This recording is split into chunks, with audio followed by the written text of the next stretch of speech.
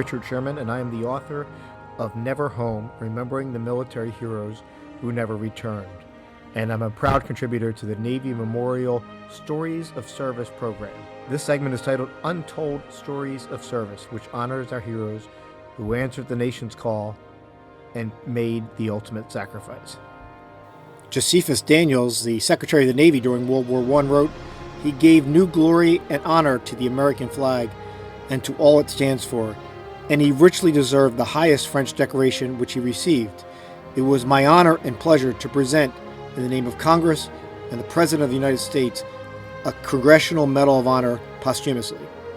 Matej Kocak and his twin brother Paul were born on December 3, 1882, to parents Matthias and Rosalie in what is today Gabe, Slovakia, which is located about 90 minutes northeast of Vienna.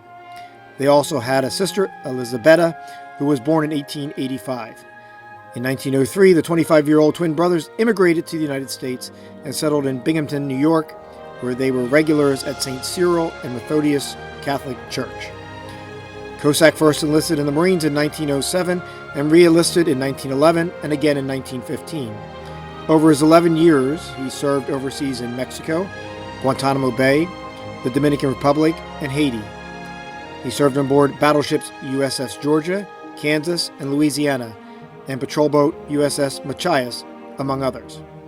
He was also a guard on board the prison ship USS Southerly and at Navy prisons in Boston and Mare Island, California. His twin brother Paul was married to Julia, and they had one son who died in childhood. Private Kocak was promoted to corporal on April 9, 1917, and he arrived in France on December 31, 1917, with the 5th Regiment. On June 1, 1918, he was promoted to sergeant, and during the Marne counteroffensive on July 18, Sergeant Kocak charged a German machine gun nest alone and without covering fire, and single-handedly drove off the crew. Later that day, he organized French colonial soldiers, reported to be Moroccans, and led them to attack another machine gun nest. For these actions, he received the Croix de Guerre with Palm, as well as both the Navy and Army Medals of Honor. On October 4th, Kocak was again fighting, but now in the area west of the Argonne Forest. He attempted another charge at a machine gun nest, but was killed by enemy fire. Kocak listed no next of kin in his records.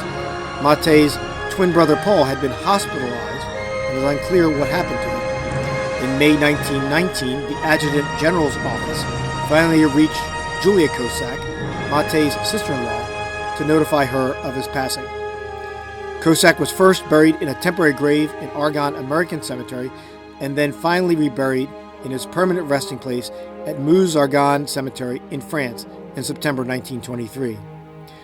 In 1937, Kocak's father passed away back in Europe, and that same year his mother learned of her son's heroism and applied for and received death benefits from the United States.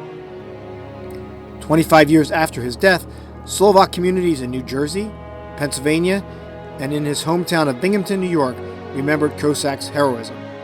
This prompted General John Pershing, commander of the American Expeditionary Force in World War I, to write, "It is indeed gratifying to learn that you are keeping alive the memory of this Slovak hero, an American soldier who gave all in the service of his adopted country."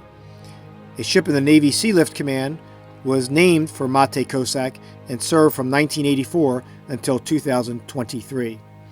Matej Kocak was one of 8 U.S. Marines to receive the Medal of Honor in World War I. He was 35 years old.